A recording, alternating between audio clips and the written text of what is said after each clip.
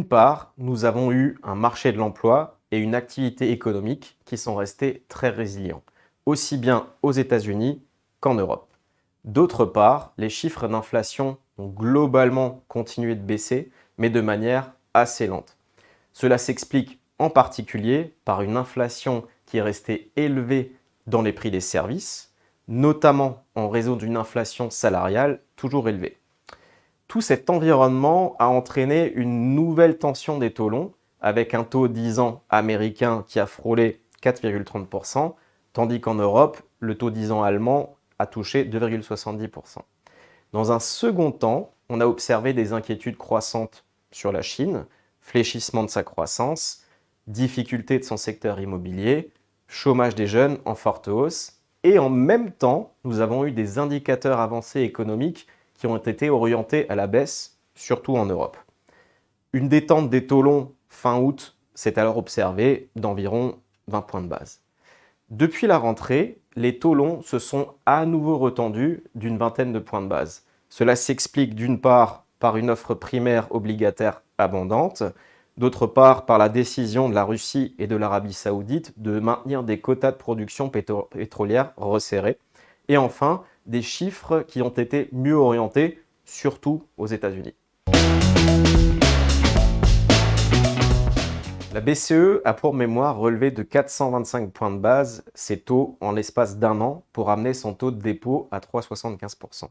Aux États-Unis, la Fed a relevé ses taux Fed Funds de 525 points de base en un peu plus d'un an pour les ramener dans la fourchette de 5,25 à 5,50%. Nous pensons que nous sommes maintenant proches de la fin de ce resserrement monétaire inédit. Le risque de hausse supplémentaire des taux directeurs est désormais assez faible. Nous l'estimons à 25 voire 50 points de base au maximum. En revanche, contrairement à ce qu'on aurait pu penser initialement, les banquiers centraux devraient maintenir les taux sur un niveau élevé pendant un certain temps et pendant plus longtemps que prévu initialement. Ça a toujours d'ailleurs été leur discours, mais le marché tablait encore jusqu'à il y a à peu près le début de l'été sur une détente monétaire aux États-Unis dès le second semestre 2023. Ce n'est plus du tout le scénario central aujourd'hui. Les premières baisses ne devraient pas intervenir avant 2024 au plus tôt. Les raisons sont assez simples.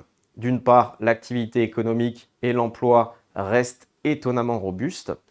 Donc, les banquiers centraux ne voient pas d'urgence à baisser les taux directeurs trop vite. Et d'autre part, l'inflation baisse, mais elle baisse moins vite que prévu initialement. Elle est encore trop loin des cibles des banquiers centraux. Donc, pour toutes ces raisons, les banquiers centraux ne vont pas prendre le risque de desserrer trop tôt leur politique monétaire.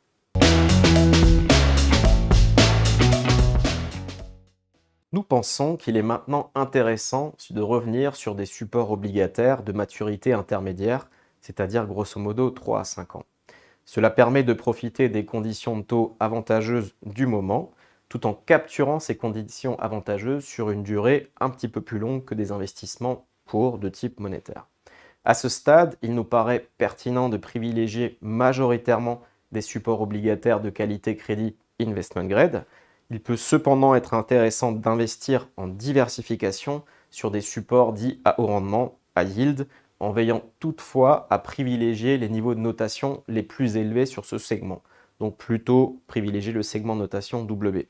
En effet, les taux de défaillance dans le secteur privé devraient continuer à augmenter dans les prochains mois, ce qui est assez logique dans un contexte de resserrement des conditions de financement.